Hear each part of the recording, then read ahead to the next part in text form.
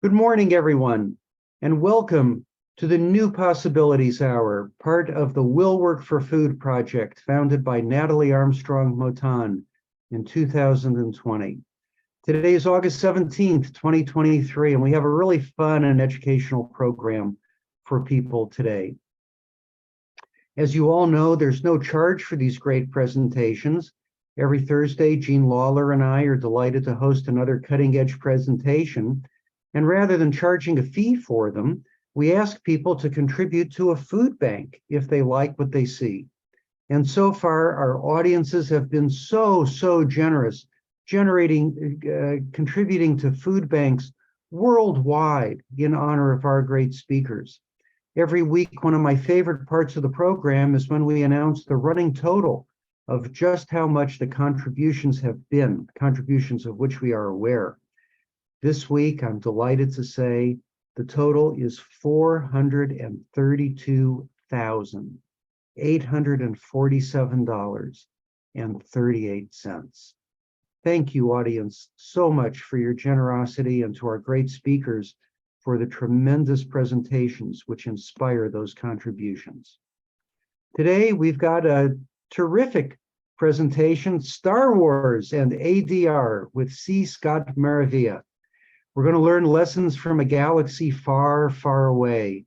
ADR concepts from the Star Wars films, including, among others, the Jedi mind trick as a form of distributive negotiation, the power of apology, and the wisdom of never upsetting a Wookie. This is where Scott will take us in an hour of fun. C. Scott Maravilla is an administrative judge and mediator with the Federal Aviation Administration. He is also an adjunct professor at American University Washington College of Law.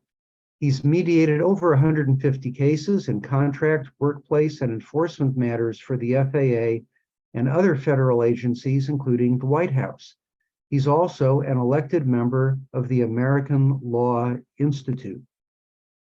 Judge Maravilla began his career as a judicial clerk to Judge Roger B. Andewelt of the United States Court of Federal Claims in 2000, where he assisted with the adjudication of claims against the United States government.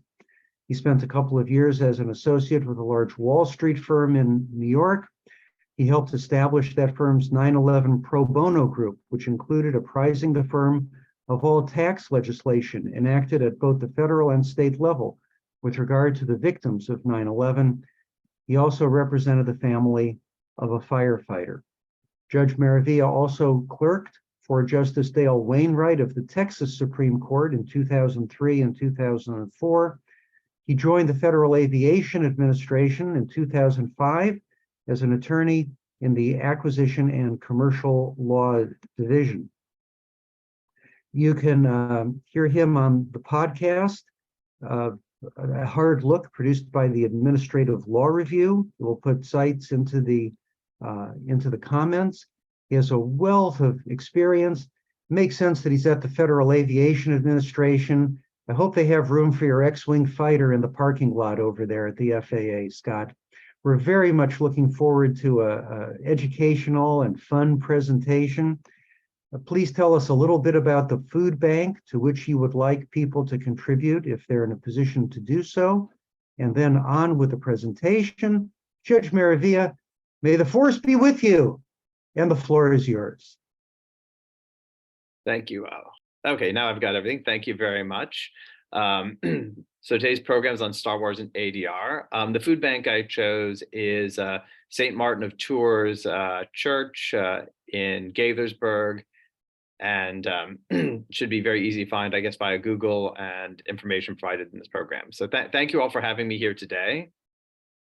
And so for background purposes, the first thing, so I'm an administrative judge and mediator at the Federal Aviation Administration.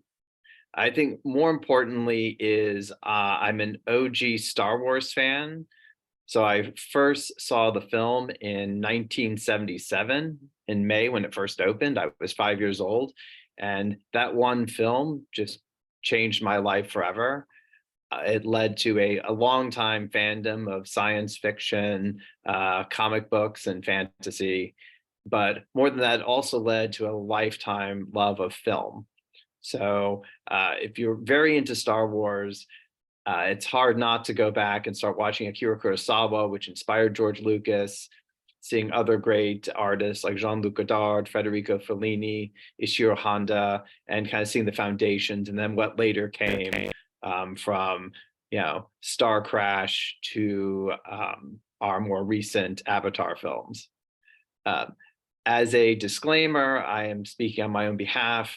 The views here do not represent those of the FAA or any other subdivision of the Galactic Empire or the Rebel Alliance, for that matter. So if you want to test your knowledge, how much of a Star Wars fan are you? I like this trivia question. So what regular cast member of the television series Cheers appears in the original Star Wars trilogy? So I'm aware that Woody Harrelson is in the Solo movie, so I have to be very specific that someone else appeared in the original trilogy of Star Wars. Okay, so next, I want to talk a little bit about the book that this talk is based on. So I am a contributing author, and just disclaimer, I don't earn any money from this. This was a work of love, and I did get a free copy of the book, but I have to, give credit where credit is due. So Star Wars and Conflict Resolution is the brainchild and edited by law professors Noam Ebner and Jen Reynolds. And it has a large list of contributors. There is a website you can go to about the book, Star Wars and Conflict Resolution.com, I believe. And it's just a great wealth of perspectives of so many different professors and dispute resolution specialists, including topics like why did Greedo shoot first, and other things about the Star Wars universe. So today I'm going to try to cover 4 topics within this area.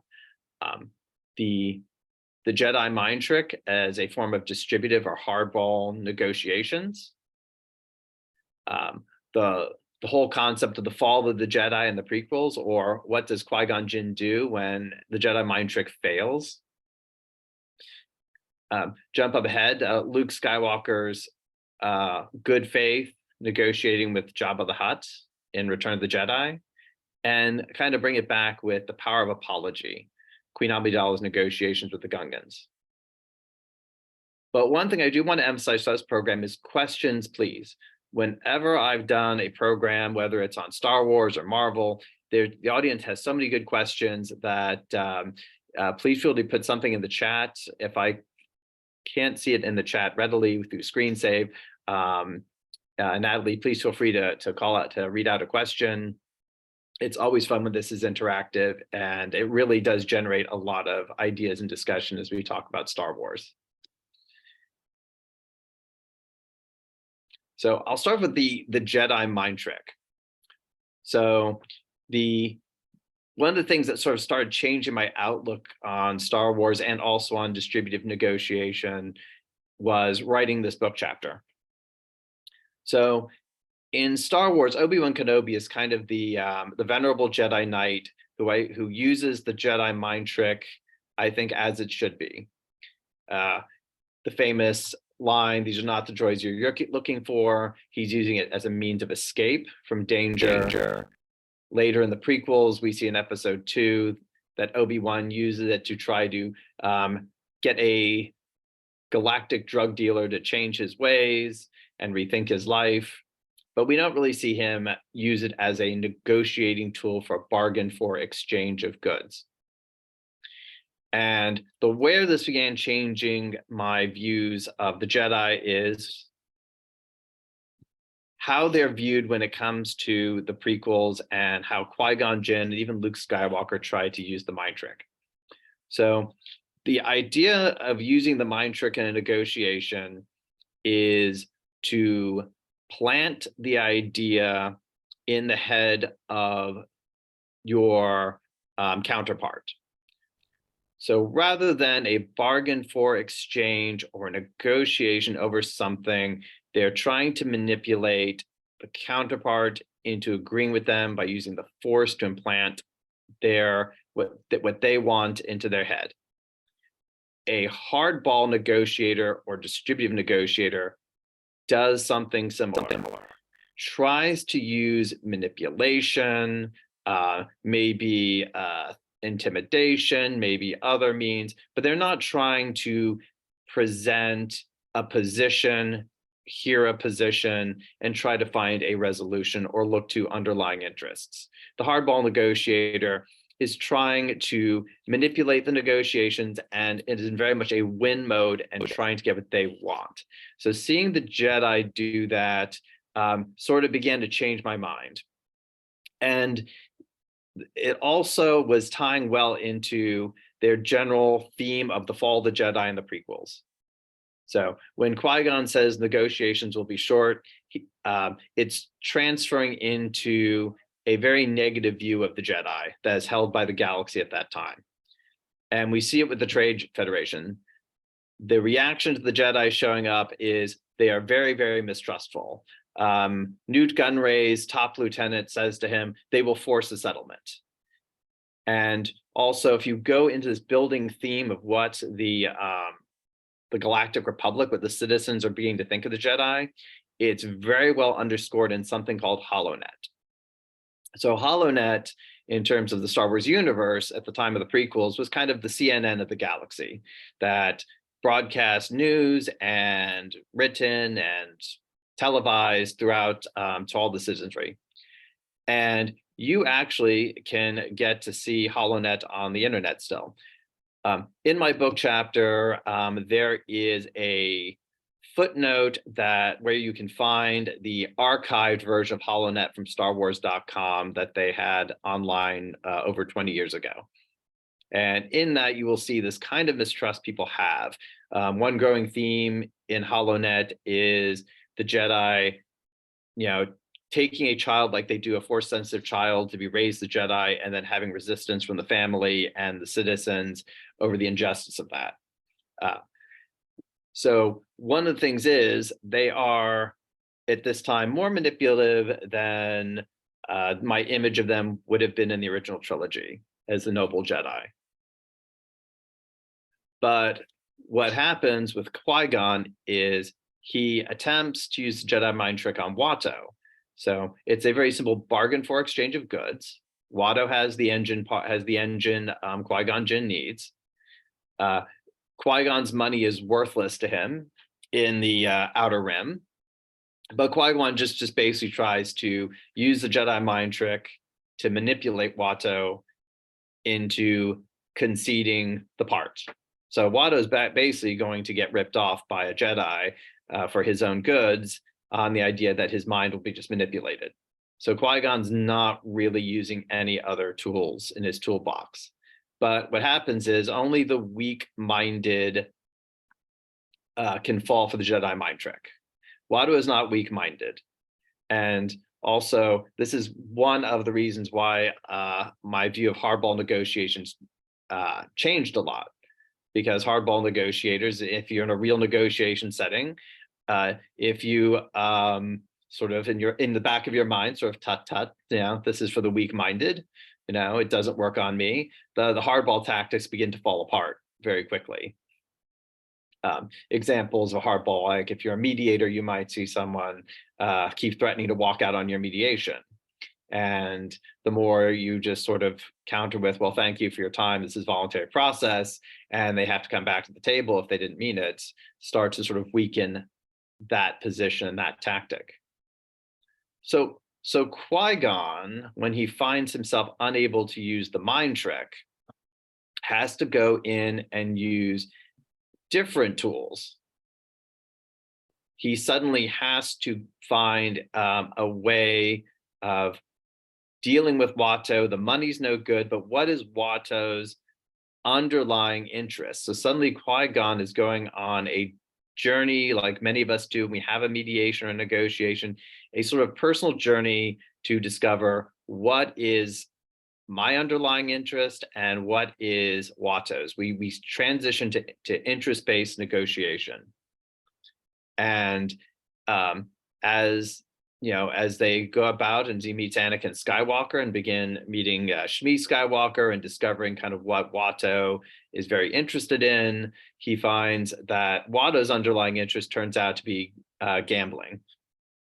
That yes, he wants to sell a engine and get his money for it, but Watto just loves gambling and has this sort of underlying interest to kind of the thrill and the wager, which ultimately leads Qui-Gon to enter Anakin into the pod race, go through a series of gambling and bets that end up getting him the part he wants in the end. But interesting enough, Qui-Gon has certainly learned that he cannot always rely on the Jedi powers, and that having to deal with someone directly is a valuable asset.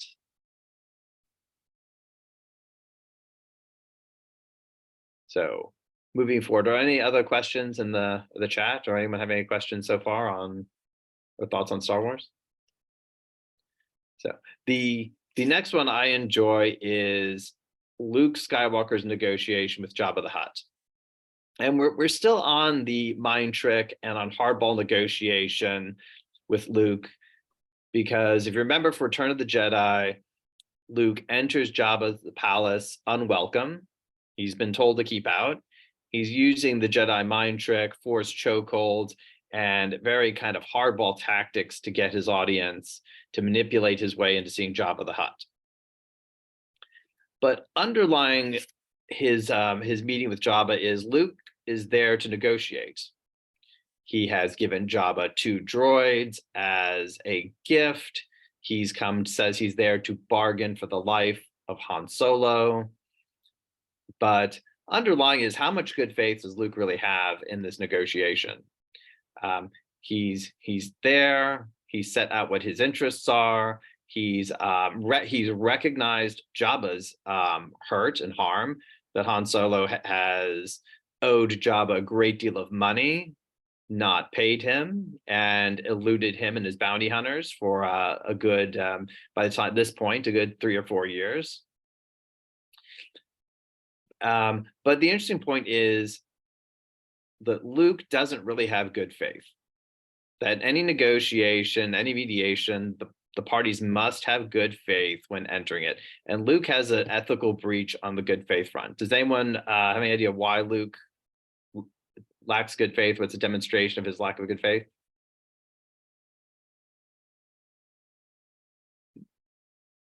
He's vested. He is he has an interest. He's not neutral. He's not neutral. He has an interest. Is there anything else that really tips you off that Luke isn't there to negotiate? So his friend. So one of the things that's a tip off on Luke is he offers the droids, but he hides a lightsaber in R2-D2. And even his first reaction when Jabba doesn't give him what he wants is to just sort of kind of like we see with even his father, and when he's Anakin Skywalker, just grab a blaster and start shooting up the place. But beyond that is he intentionally hid a lightsaber in a droid, smuggled that droid in, and even though he's there on the auspices of negotiation, he's really trying to get himself caught. And the biggest thing is, a big what if in this scenario is, what if Jabba the Hutt actually agreed with Luke? What if instead of being dismissive that he's no Jedi, or he's a foolish Jedi boy, what if Jabba actually respects him? We know from the Clone Wars pilot movie that Anakin Skywalker and Ahsoka Tano did help rescue a child of the Hutts. What if Jabba says, okay, well, you know what? I recognize you are a venerable Jedi Knight. Out of respect for the Jedi, I am actually going to negotiate with you and accept your offer. So Han Solo goes free. And if Han Solo goes free, Luke is suddenly out 2 valuable droids and a lightsaber. And I don't think he really intended, after going through all that trouble, to start losing out on his on things that he wasn't really meaning to lose. So I think that's one of the fun things about that is he's not only does he have some of the same weaknesses in negotiation tactics, he also sort of lacks some of the good faith that we would expect from a negotiator or a mediation. So does anyone have any like Star Wars related questions or thoughts? I can't really with share screen. Natalie, do you see anything in the screen? Or Jeff, anything in the screen so far or in the chat? There are not really a lot of questions in there, Scott. A few people have made some observations, and people have wished they did their homework and watched the movies last night. Well, please feel free to share some observations, because like I said, I think these tend to be very interactive.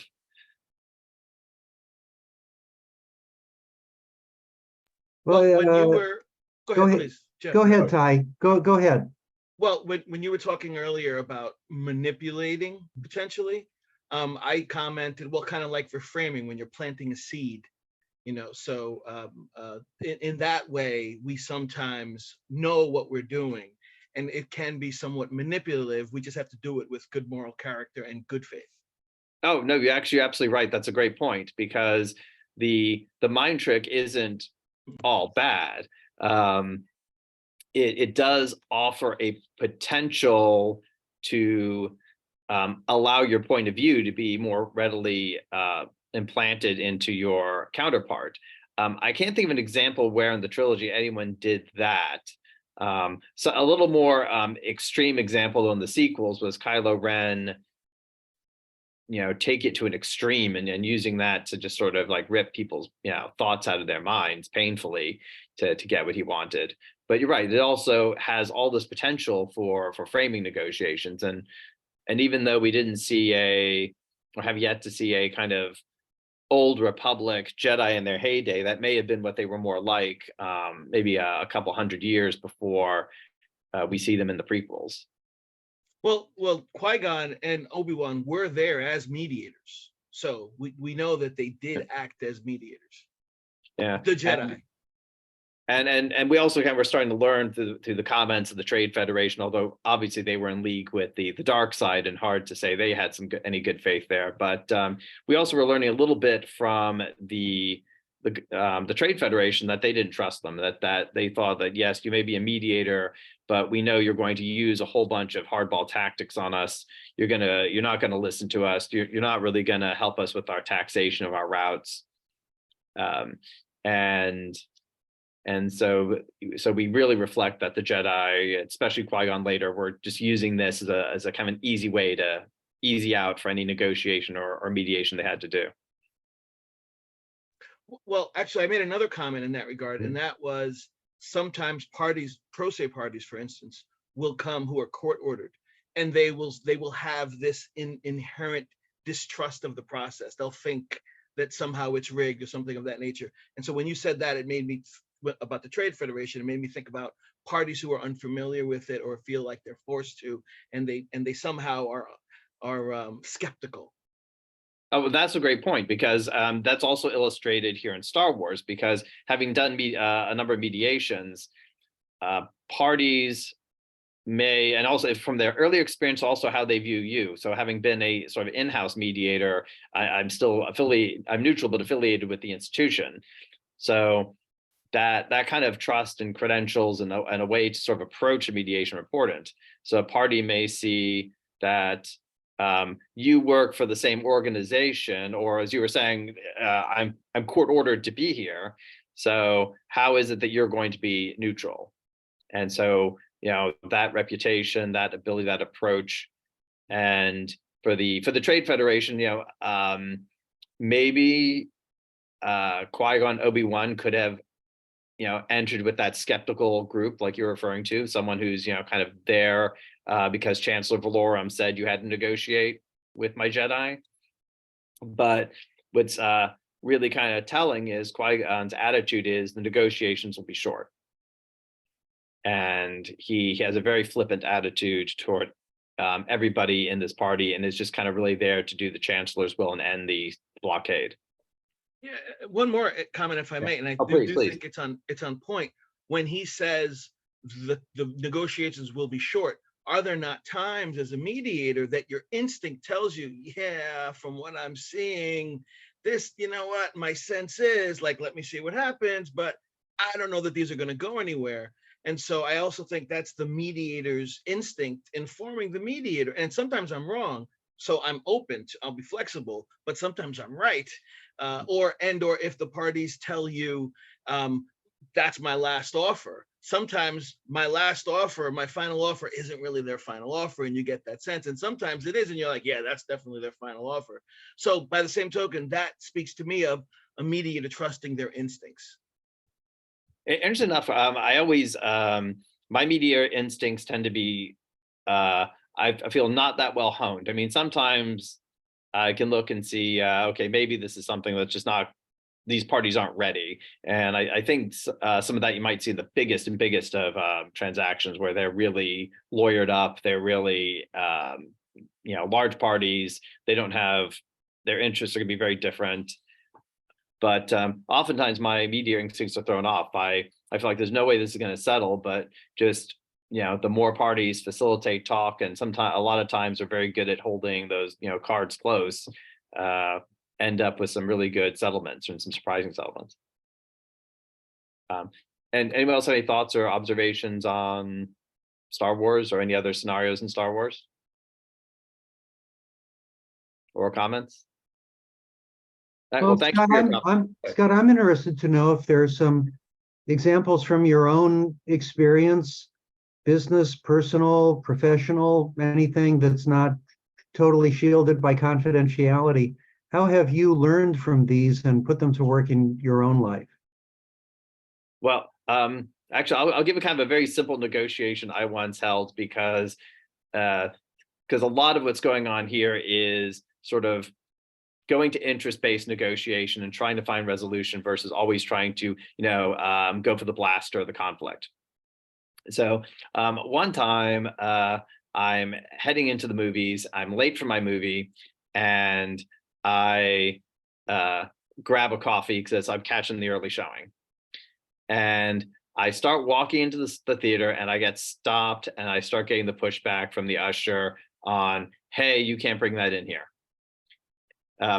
Throw it out. So I'm kind of suddenly stuck, and I want to catch my movie, and they want to sort of detain me, and we're at odds. So I finally just asked. I said, well, look here, you don't have the ability, you don't have authority to actually cut any kind of deal with me or any. Could you please get a manager? No, this is not meant as override, but I'd like to talk to someone who can, try to reach a resolution.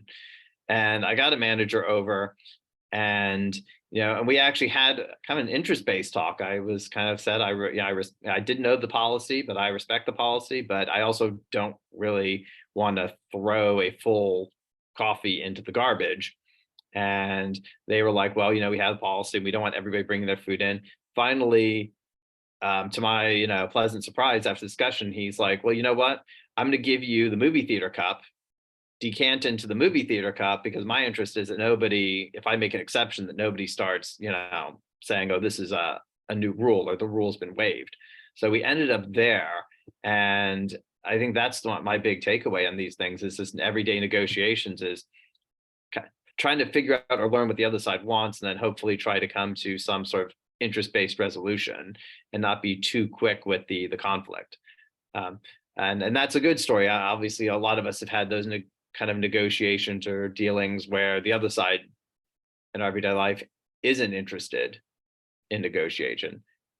And as a second, where in terms of practice, like I was saying before, when I now encounter someone who's going to go the hardball route in a mediation, to me, it's like I keep thinking in the back of my head, like, oh, that only works on the weak-minded. And just know that, okay, I'm now seeing the hardball tactic, and all I do is just, counter it. Like I said, the very common one is I'm walking out of this mediation, I quit, I don't want this, or if I don't get my way this date, then I'm not doing it. And the more they get called, the more you say, okay, well, thank you for your time. the more they have to be forced back to the table on terms they're not really interested in. So being not ever more aware of hardball tactics helps counter them. Also, it helps not being so intimidated by them. So I don't feel like, wow, I've got to overcome this person's difficulty. I've got to overcome this tactic. I've got to overcome something. It's just sort of like, oh, well, it's like a Jedi mind trick. It doesn't work on me. So they've got to move forward on a different route. Hmm. And any more questions or any other? Charla is Yeah. saying, and I kind of like the question, how is a mind trick different from anchoring? That's kind of fascinating question. I think I think it's the great thing. That's why I like having this discussion about the mind trick, because it has so many different avenues. The reason I was drawn more to the hardball is the examples we've seen in the films, whether it's Kylo Ren ripping people's thoughts from people's minds, Luke Skywalker using it to get into Jabba's palace when he's not wanted, and Qui-Gon's attempt to actually basically, steal an engine off of a honest businessman like Watto. All are used as manipulation, and all those tactics, they're not ever interested in what the other side wants or what the other side's needs are or interests. They're constantly like, I want this, so I'm going to use whatever manipulation I can to get it. And that's why I've been drawn more toward the hardball tactics. It's more a lot to the stuff that we've seen on the illustrations, but also we've seen, like I said in the introduction, these are not the droids you're looking for. There are plenty of times the Jedi mind trick is used as a way of escape. Maybe it's a way of, you talk about reframing, you don't want to sell me death sticks, you want to rethink your life. Opening the mind to other possibilities.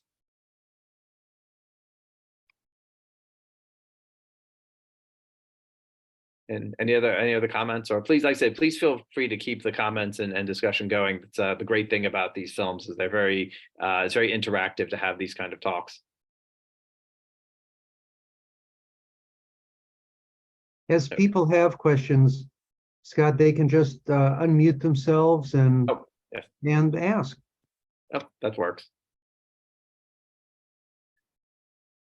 So the next one is the power of an apology. So the Gungans and the Naboo.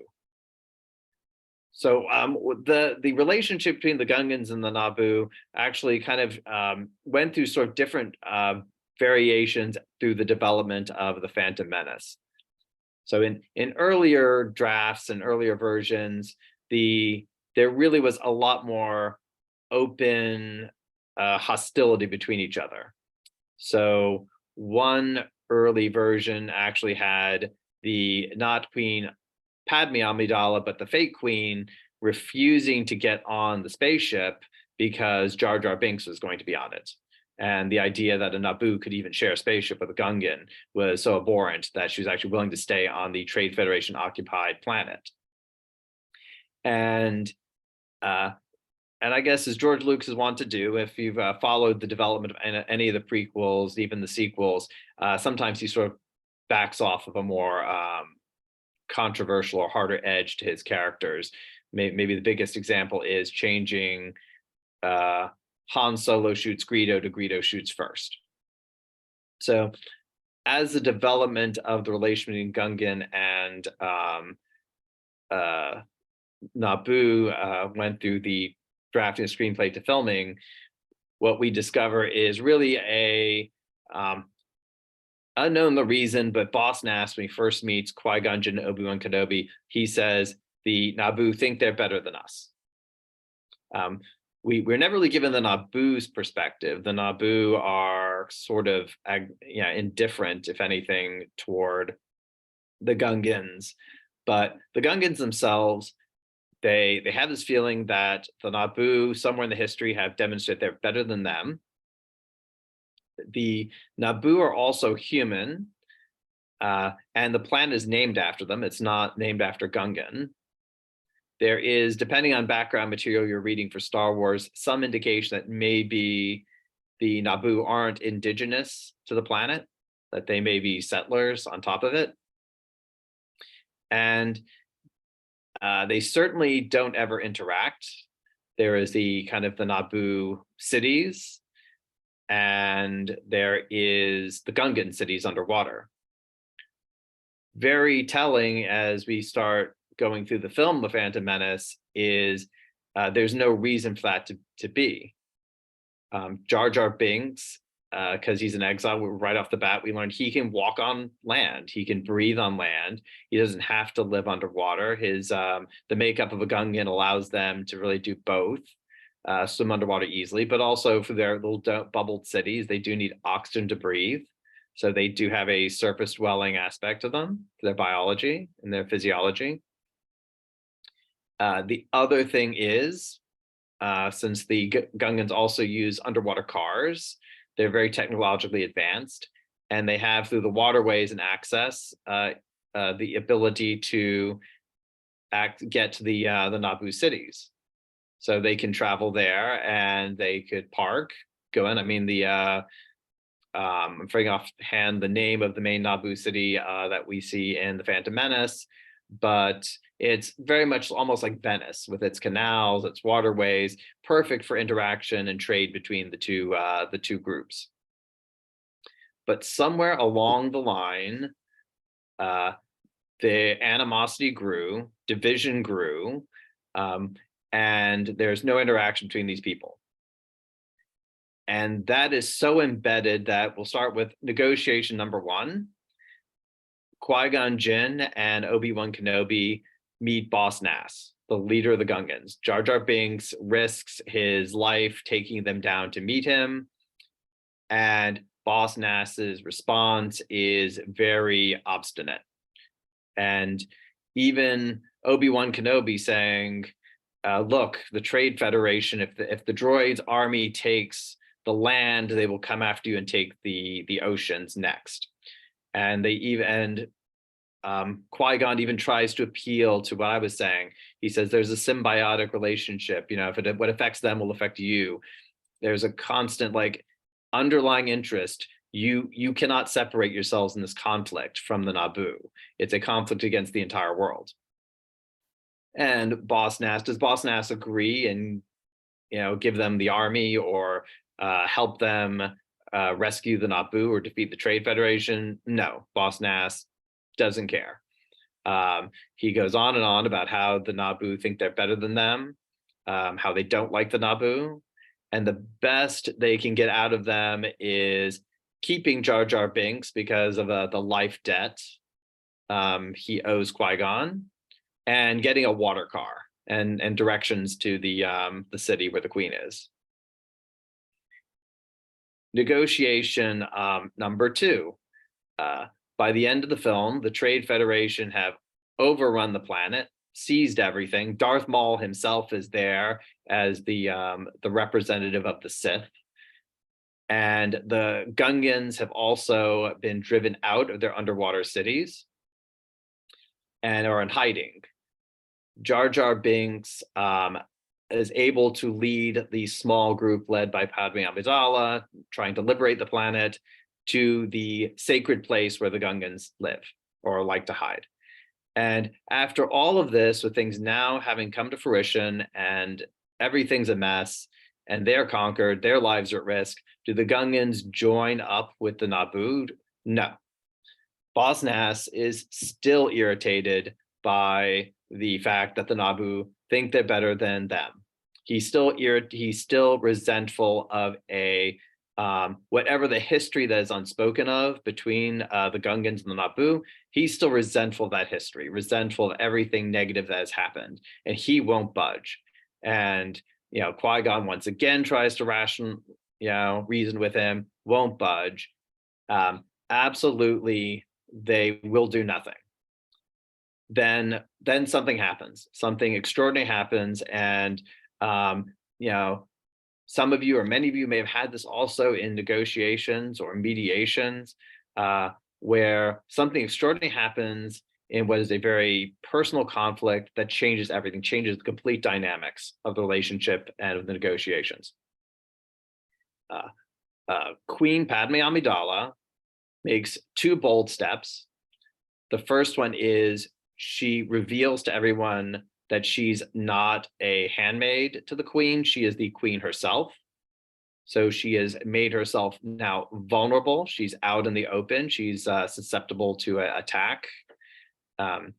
And she says, this was my double for security purposes, and I'm sorry we lied to you about that. I am the true queen. I represent the Naboo. And what does she do?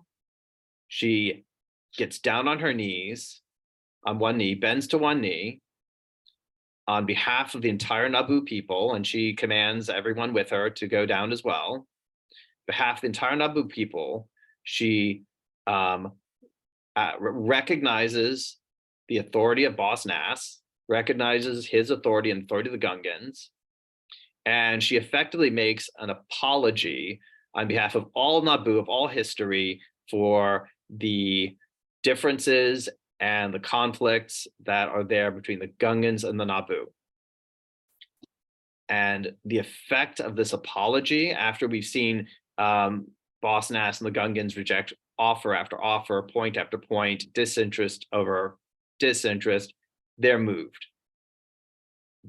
The entire dynamics of the relationship, entire dynamics of our third act of the film have changed. Boss Nass is so moved, and he says, his response is, he's shocked, you don't think you're better than us. And he says, maybe we'll start being friends now. And that leads to a lasting alliance between Gungans and Naboo that runs through the rest of the films. So the immediate response is Boss Nass and the Gungans reinstating Jar Jar Binks now as a general in their army. They launch a land-based attack on the Trade Federation droids, leading the main army away from the city. And even to high cost to themselves, if you remember the battle from the Phantom at the end of the Phantom Menace, a large number of Gungan soldiers are killed as the droids are able to eventually breach their energy fields. But it is the tactic that allows Padme and a small team to go into the palace and seize Newt Gunray and liberate the palace, and allows Qui-Gon Jinn and Obi-Wan Kenobi to have a final confrontation with Darth Maul, and Anakin Skywalker to be a hero and get into the starship for the Trade Federation, destroy it and knock out the control center for the droids. But all of that third act happens because of Padme's apology. It is also transformative because we see the fruits of her apology go through 3 films. The Gungans and Naboo start off divided, separate, mistrustful, and apart. By episode 2, Jar Jar Binks is a senator representing the planet before the Galactic Senate.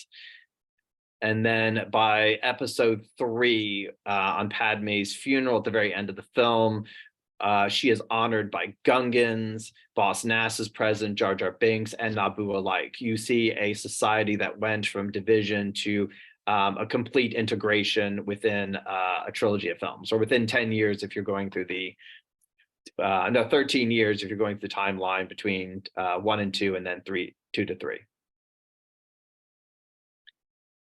Has anyone ever had a kind of moment like that in negotiation, as sort of a transformative?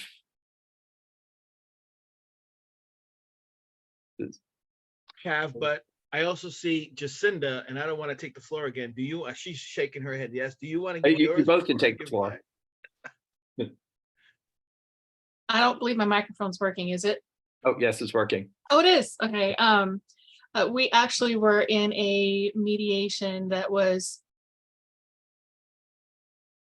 I don't want to say meritless, but the plaintiff's claim, I was defense counsel, to be fair. The plaintiff's demand was exorbitant compared to the physical damages, and the plaintiff's demeanor was clearly highly emotional and a a logical negotiation was not going to be our best tactic. And it occurred to me, with all of the parties out of the room, to propose to the mediator and the counsel, how about an apology? And the mediator was not super excited about it. The plaintiff's counsel was not super excited about it, but I insisted that they propose it. And they took it to her, and she said yes, she would accept that and a very reasonable settlement number. And when I took it back to my client and said this was great news, he refused. Oh. And so I said, that's your prerogative, but we do have a very sympathetic plaintiff, and facts aside and objective evaluation aside, this, someone was injured, so the issue is not entirely objective. And, you need to consider this. You have the potential for an excess judgment. This is well within your coverage. If you are willing to swallow your pride, doing this performance is going to wrap the case. And I had to sell it to him as a performance. He did not apologize genuinely, so I made him practice with me. And then he performed, and everybody left relatively satisfied. And it solved the case. That's all the case.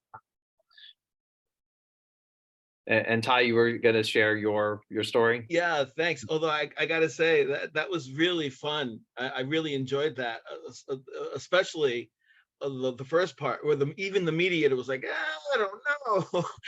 That's what I think I loved best, because I think it can seem counterproductive, but like in my case, it was an employment issue, and everybody was just very, very positional. But as you listen, I'm just hearing what really, in essence, when we get to mediation, sometimes we can clear up a lot of miscommunication.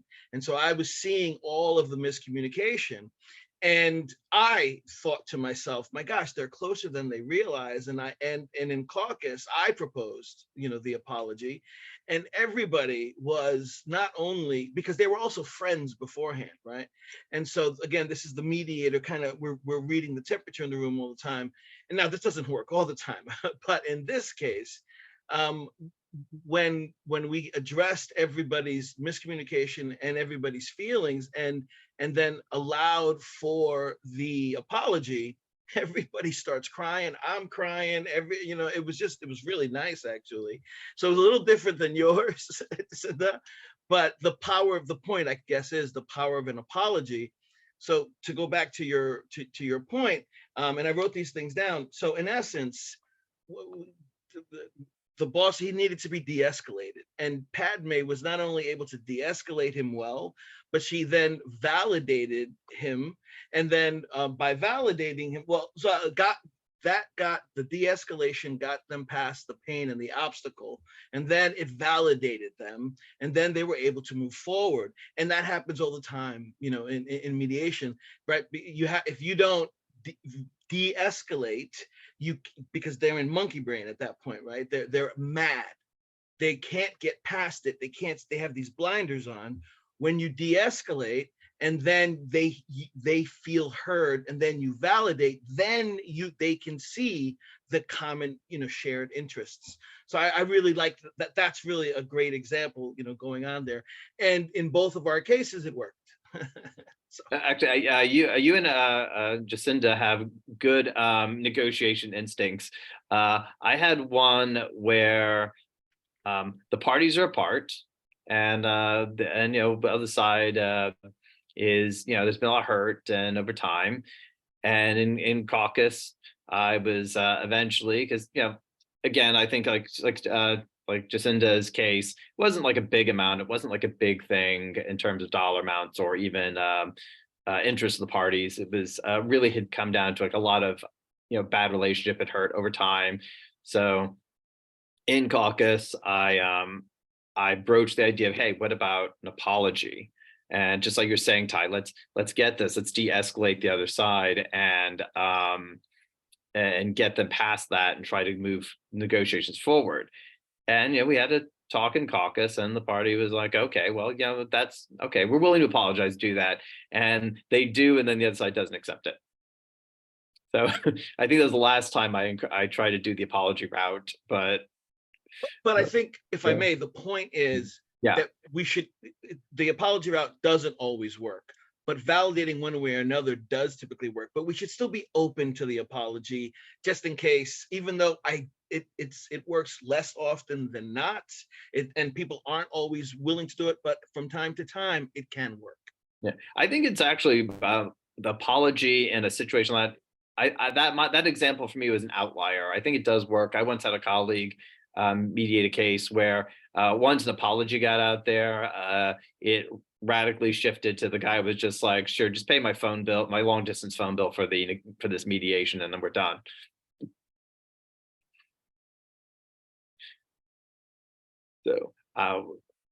So okay, so the answer to the trivia question from early on.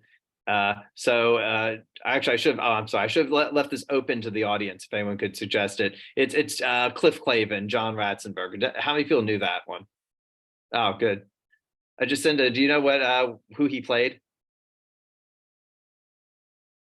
Oh, you're on mute. Oh, you're still on mute. Sorry, I was so excited I had to keep talking. I remember he was a guard or a lieutenant or something like that. He was one of the agents with a helmet. I don't remember what his character was. Does anyone else know or remember him? I can't see the screen down, so just feel free to talk out, unmute. I'm a huge geek and I cannot remember. He in The Empire Strikes Back, he is an AT-AT driver. And Jacinda's right. He's got the helmet on, so it's not, and like the walkie-talkie and things, so it's not really clear it's him. But I remember just as a kid seeing the film and like, wait a minute, that sounds that Cliff Clavin, and having to watch the credits to confirm it. Yeah, I only noticed that after multiple rewatchings. I too watched it when it came out. So we're dating ourselves. The nice thing is I've been able also to see those films on re-releases. Yeah. Over the years. And so this is, so I'm coming to the end of the presentation now. So I'm going to open up for more questions. So I think we've had a really great dialogue here using the Star Wars films as examples to talk about ADR.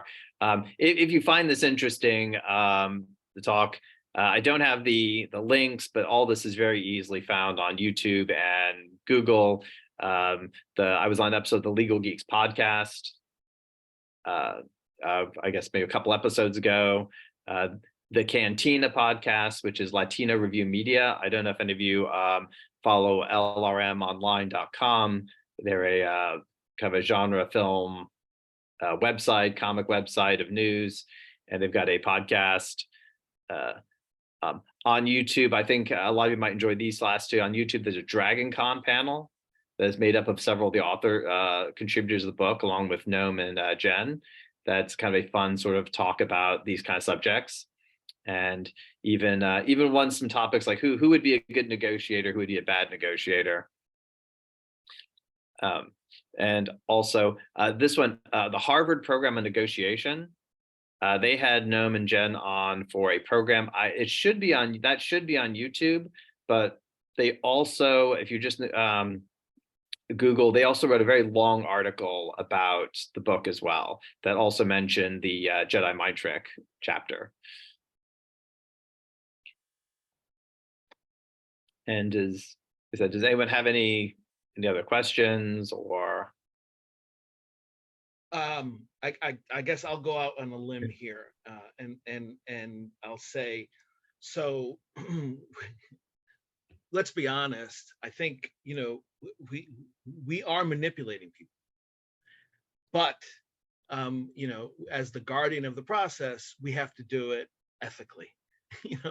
And we have to do it, the right way. I like to say that mediators are superheroes, and mediation has great power to it, and with great power comes great responsibility, as Spider-Man's Uncle Ben would say, and so we are doing this, but manipulation can be so long as you do it the right way, it can have the desired outcome of getting the folks to the right place.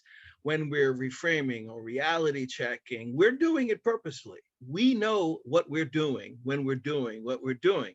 So, manipulation, you can look at it in a negative way, or you can look at it in a positive way. And, for our purposes, I like to call it subjective neutrality, right? When I'm in caucus with each party, there I'm gonna talk to them and understand their position, because everybody's neutral, even the people we don't like, right? And so when we're trying to get each side to some meeting of the minds, we are using Jedi mind tricks, so to speak. And the way we do it is a very nuanced, kind of sophisticated way.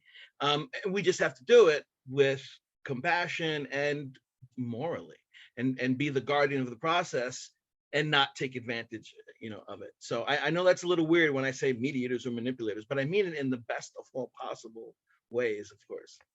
Yeah, I had sort of, as a mediator, I can kind of I latch onto Qui-Gon a lot, because doing mediations, over time, I sort of evolved. So naturally, I think being a settlement judge, and initially, it was okay.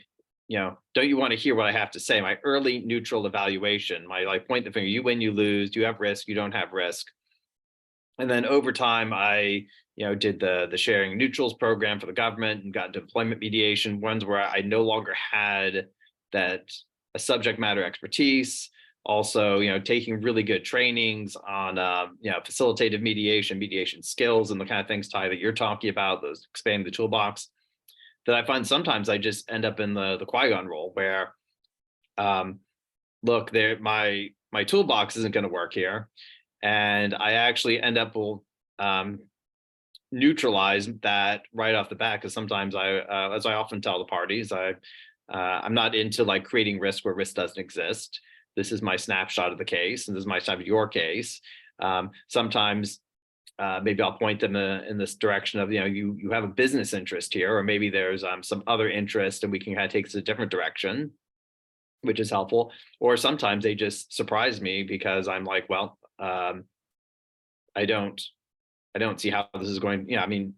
We're going to exchange, offers and talk settlement, but from that outcome, that legal outcome point of view, I don't really. It seems kind of clear to me for the most part, and just suddenly losing that toolbox sometimes and going a different direction. I find that parties will, sort of reveal interests that weren't really there initially, or not apparent, and they will kind of ask some questions, and they will work out settlements that, in a lot of circumstances, I didn't think possible. I like that, because I'm a big Bruce Lee fan as well, but because he was somewhat of a philosopher, and he would say something like, be like water.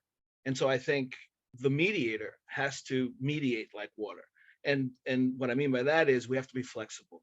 So when you say, "Ooh, I'm not seeing this work," we have to shift to that which our experience tells us will work, right? And so if the water becomes, you pour water into a teapot, it becomes a teapot. You pour it into a cup, it becomes a cup. The mediator is the water, and the agreement is the teapot or the cup. And the agreement that you find is through your flexibility and your ability to go either facilitative or directive as need be, like kind of what you were saying, or what have you, that you can still have the effect by letting your instincts tell you, I should shift here, I should do this, I should be quiet, I should. So I agree. That's a great way to end it. It actually is easily a descriptor of the force, using the force. I realize I'm at 11:59, so I'll hand it back to you, Natalie. So we've got an hour program. And I'll give it back to Jeff. Thank you very much, Natalie. Jean, glad to see you joining us. Scott, Judge Maravilla, thank you so much for a most interesting and stimulating presentation. Lots and lots to learn. I know that if people will be able to, if they can support the St. Martin of Tours Food Bank in Gaithersville, they will do so, and we've posted the link to that in the chat. Thank you all very much for being here. And with that, we are complete. And may the force be with you. Thank you. And thank you, Ty. Thank you, Jacinta, for May the your force be with you. your thoughts and your comments. Everybody's likewise. Yeah. Great. That was a lot of fun. I enjoyed it. Great lunch topic. Thank you, everybody.